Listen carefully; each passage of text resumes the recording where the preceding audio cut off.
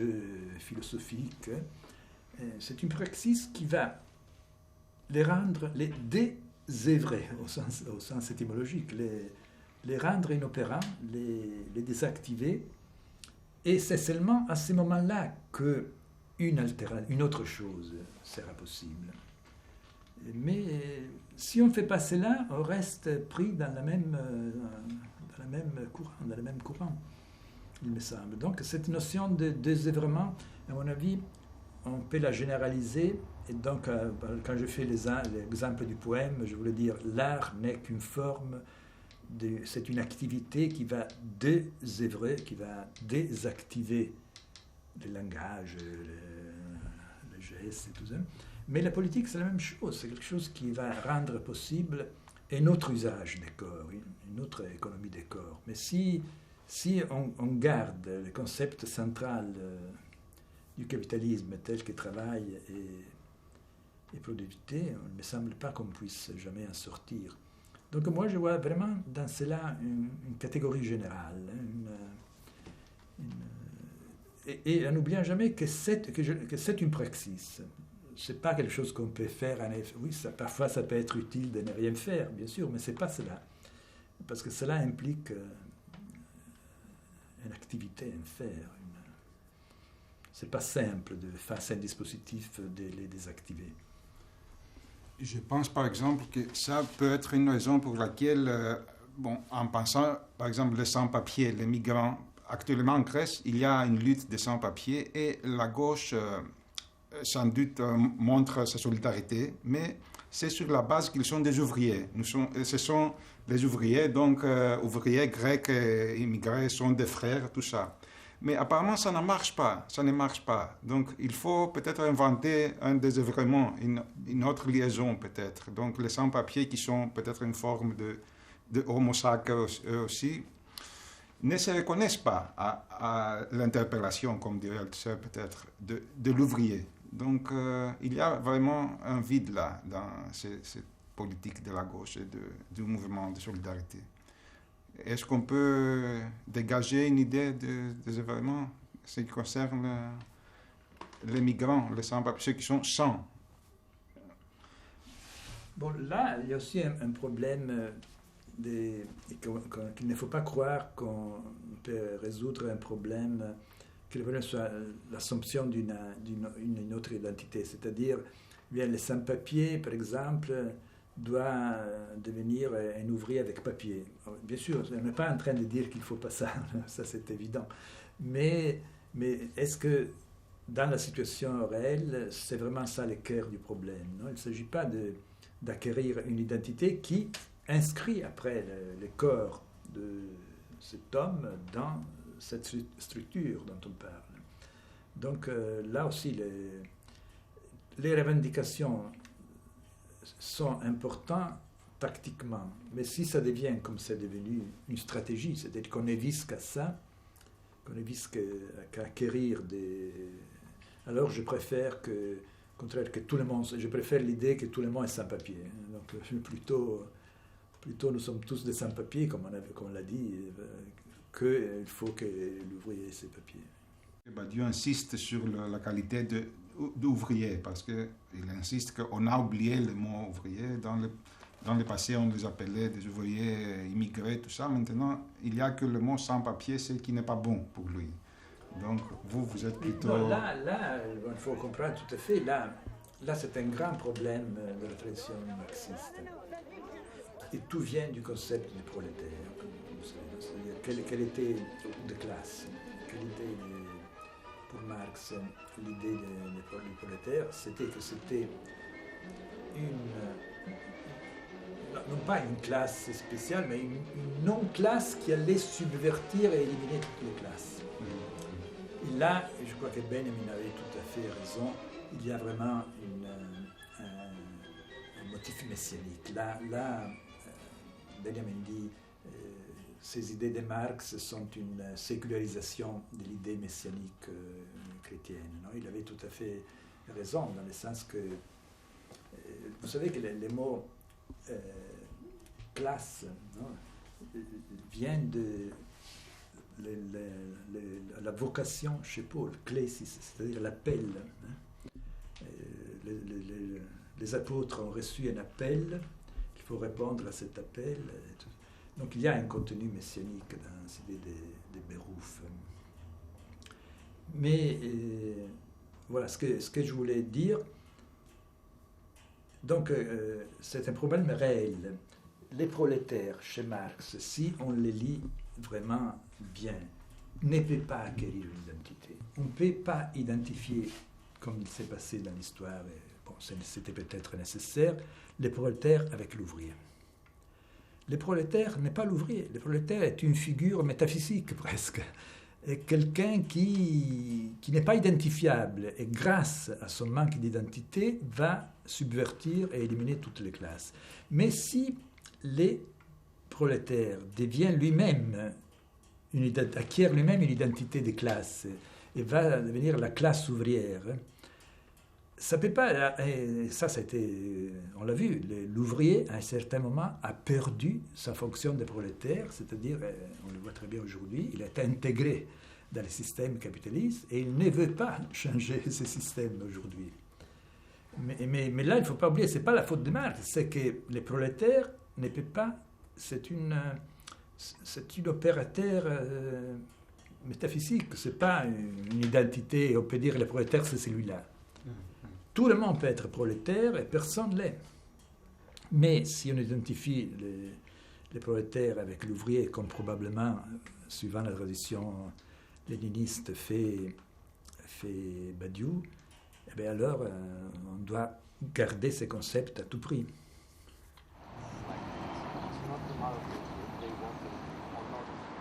It is interesting to see that this sort of shift has happened. I mean, I talked earlier about the shift from the guest workers to the Muslims. On a smaller scale, this is true for the political left, who formerly talked about the workers, now talks about the women, the colonized, the post-colonial subject, the sans-papiers, etc. And it shows that that the political has, in a way, that the political is now conceptualized around the concept of exclusion, of not being part of something, and of inequality. Not so much on exploitation and of power. Actually, the worker was also addressed as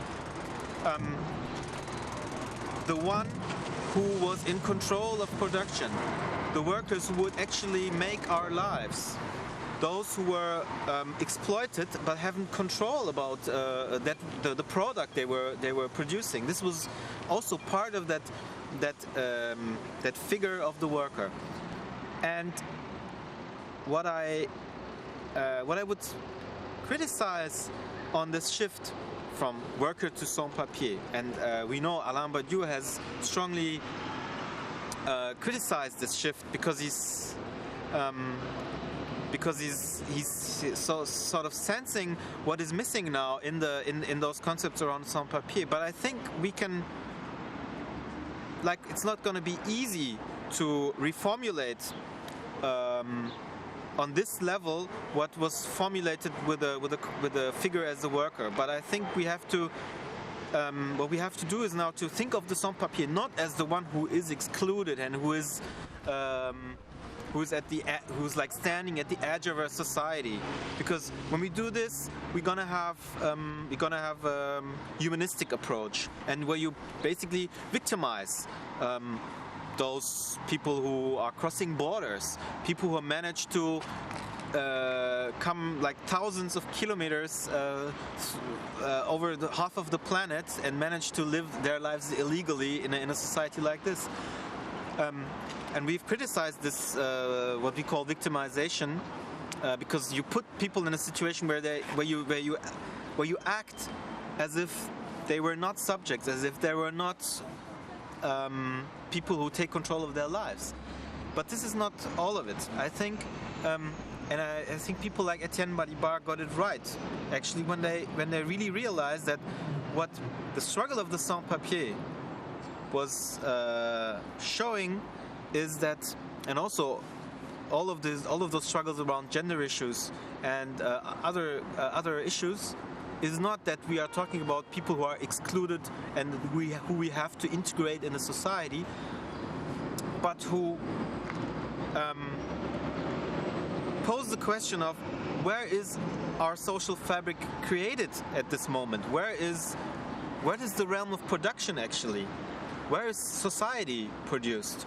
What those people do when they struggle for rights, when they say we want to become citizens because we are already citizens, then you can see that a struggle around the border, the struggle around papers, is not about, you know, integrating those who are at the edge of society, but these people show what the limits of this society are and where this society draws limits in order to maintain a certain mode of production and a certain mode of governance.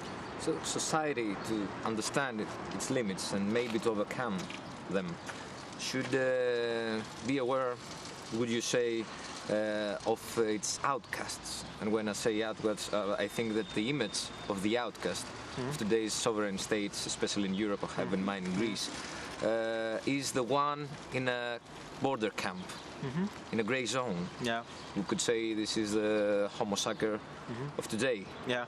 What about these camps? Maybe this is maybe the sans-papiers are probably theoretically going to be replaced by the inhabitants of those camps. And if you talk to people who are recently came to Europe over the Mediterranean, and who go through the camps, and we always have to keep in mind they go through the camps. If you look empirically at what happens at all of these camps, and that's what we did in our research over the last years, what you see is that it's always transitorial spaces, and that in a way you can look at those people from the perspective of emergency state, of how there are created spaces of emergency, of legal loopholes, of spaces of unlawfulness, and we have to understand, how is it possible that there is an agency like Frontex dealing with these issues of border control, who's actually like a private company, who's actually not a legal institution of the European Union. Why is that the case? We have to understand why is Europe actually has to, as a legal framework, why Europe has to create these bizarre institutions at the border of its own legal framework.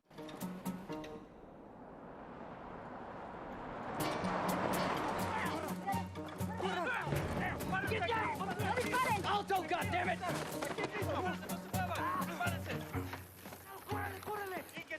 Draw lines of solidarity between those groups of people. Well, it would help if, for example, let's say America, there are millions and millions of Mexican illegal immigrants. Liberals just want to say they should continue to come, although it's very bad for the African American community. Conservatives just want to shoot them, put up walls. The question is, why are there so many immigrants? What's going on in Mexico that these people can't live? Because they're not coming to America because they love being cold. Chicago is now 30% Mexican. So what is going on in Mexico that is dispossessing people and forcing them to be immigrants? Is there anything